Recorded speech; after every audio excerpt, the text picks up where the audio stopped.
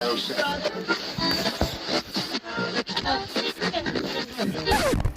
something out there. Do you often wonder what this life is? Let me show you. Let me show you the way. The strangeness. You're hearing your own name? No, I didn't. Any of this is real? He's gone missing. It's only a Tree, great mystery, spirit.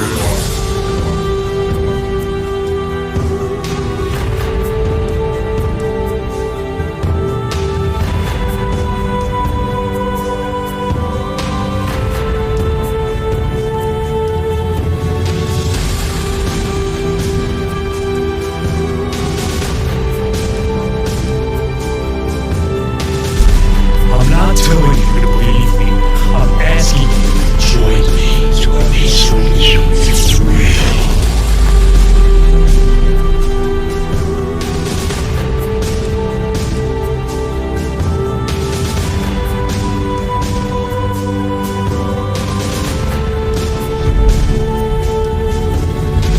Welcome back into the Great Abyss, your source of paranormal info and magic. I'll do a little exploring here before I get into some info for you guys, but kind of upstream at the moment. So I was expecting to go the other way, but we shall go back to that. Looks like my suspicion is right. It is, at least it looks like limestone from my point of view right now. I've seen it in the bed of the creek up that way when we first arrived, but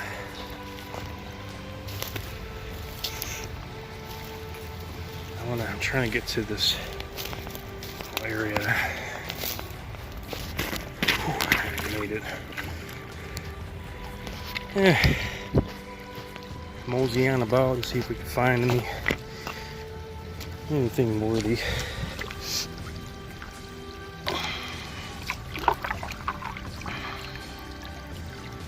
What I do find really fascinating about the quartz or crystals or whatever in general is the piezoelectric effects.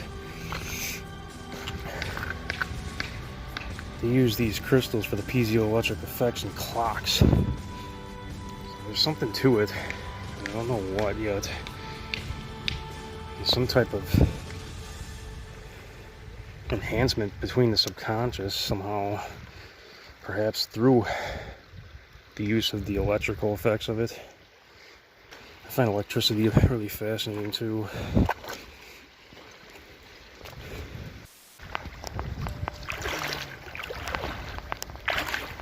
Yeah, it's a little cold. And limestone feels nice.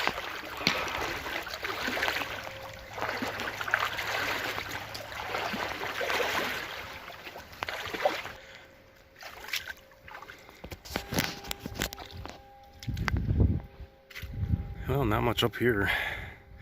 Expecting a little more. They do have a good beauty to them. These are pretty much all geodes that I'm walking on right now. I'm gonna bust them open for fun's sake and see what we find in a minute. You know what? This is what I was talking about. It is limestone. It's got that crystalline sand clay type feel. So that bedrock there is all limestone. I was right. Some nice limestone too. Let me try and bust this one open. It's got this nice crack here, see what we find. There we go. And wash her off. A lot of iron. Kind of hard to see him. Nice point right there. Just cracked this one open. A lot of good quartz in this one. A lot of fossils too. But let's move up on the river and share some info, yeah? There we are.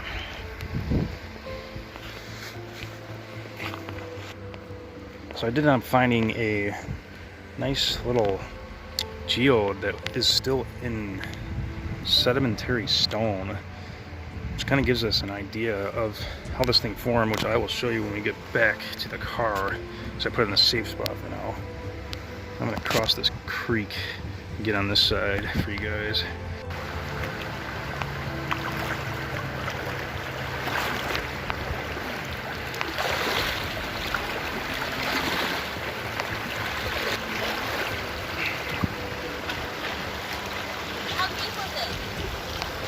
Halfway up my shins, maybe a foot and a half tops.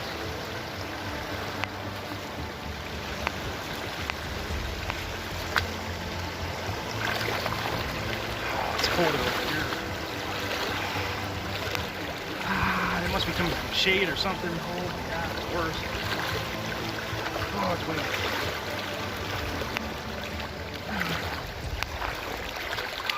That's like 20 degrees colder.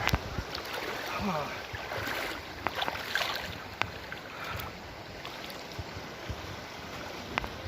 It was close to freezing temperatures last night.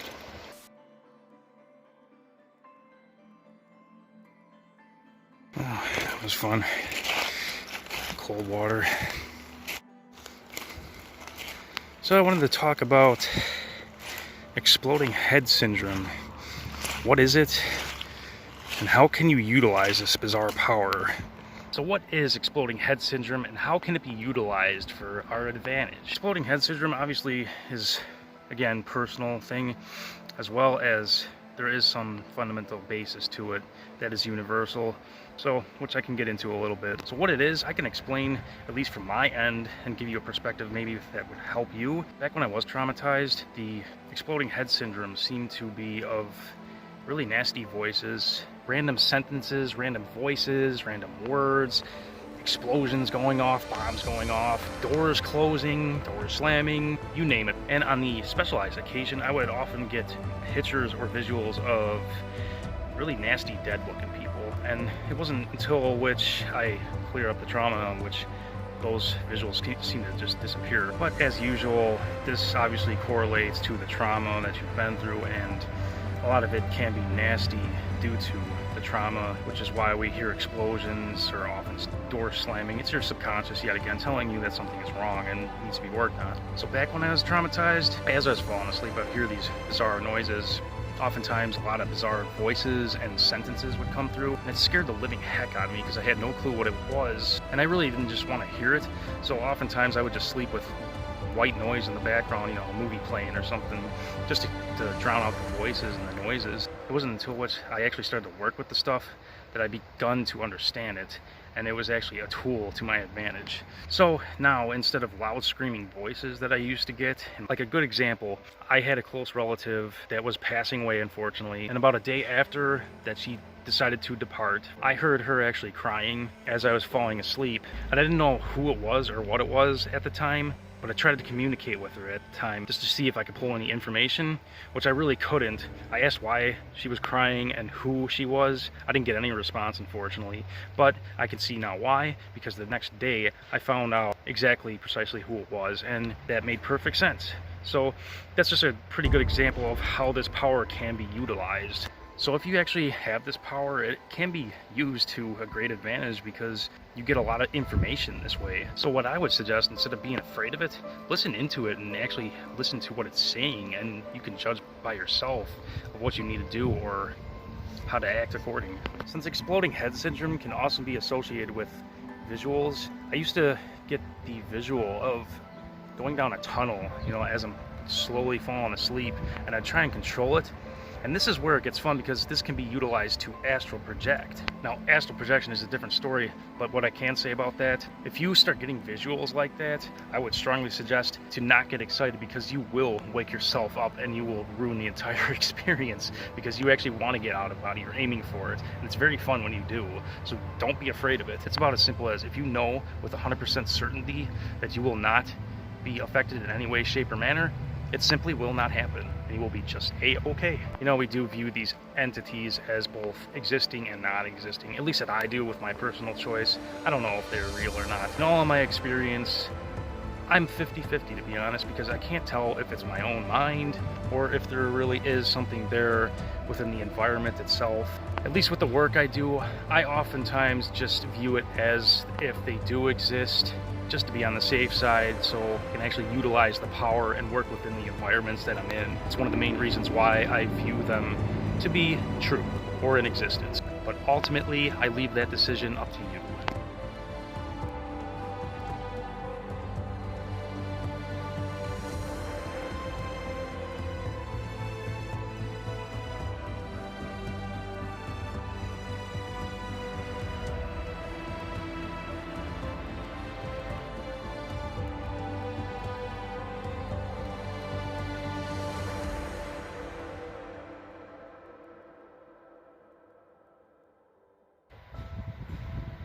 This is why I love the great mysteries of life.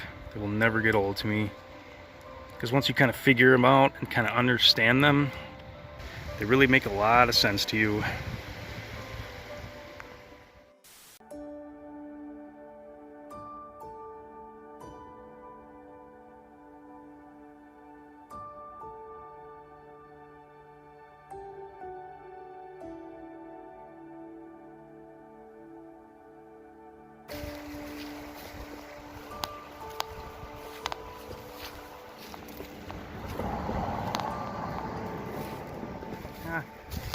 Look at that.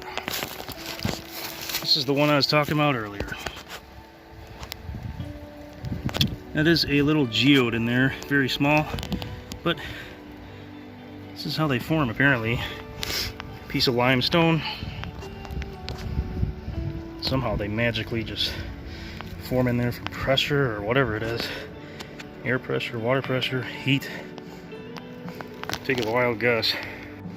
So before I depart this location, let me know in the comments if you recognize this place. On to the next.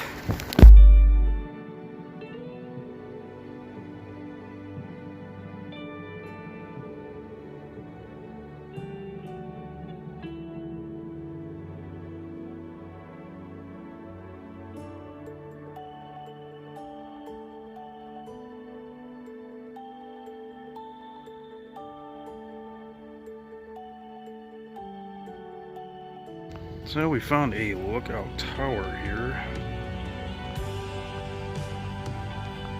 This is gonna be cool.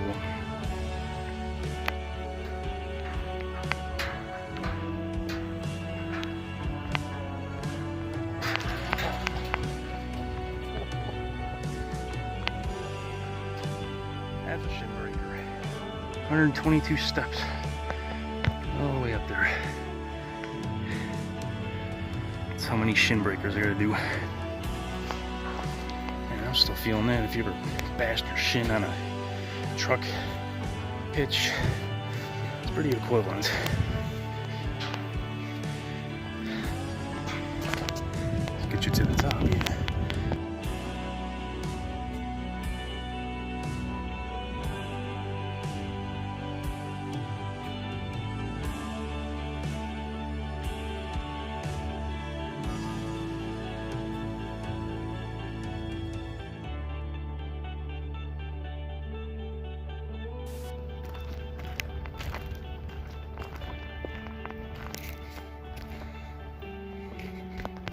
Well, this is interesting.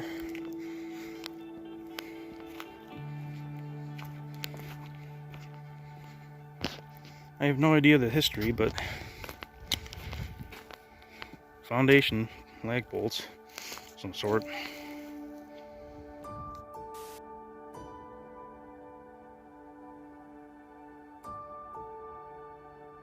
So it seems I still do get a lot of questions, in particular for land hauntings. Now the thing is about land hauntings, generally summed up, yes, there's trauma on the land, or if there already is a spirit attached to the land, a lot of people seem to unknowingly disrespect it, which is a shame because it just stirs up more junk and it really just irritates whatever is still on the land.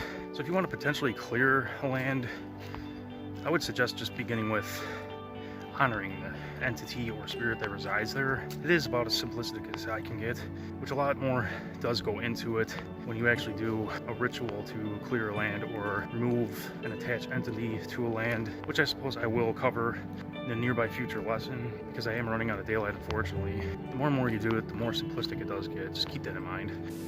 Here we go again. Stairs are beating me up. We'll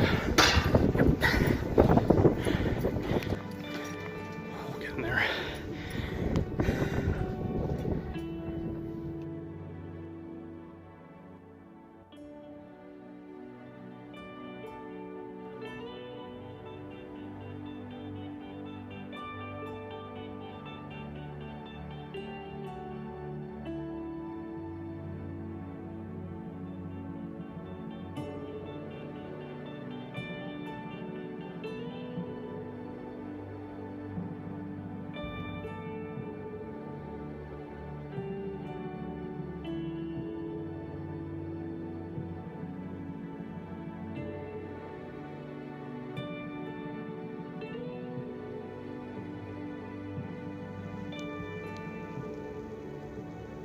Well, we're out of daylight, guys, unfortunately. Make sure you annihilate that prescription button for a chance to win an arrowhead, and I'll see you on the next journey. Bye, guys.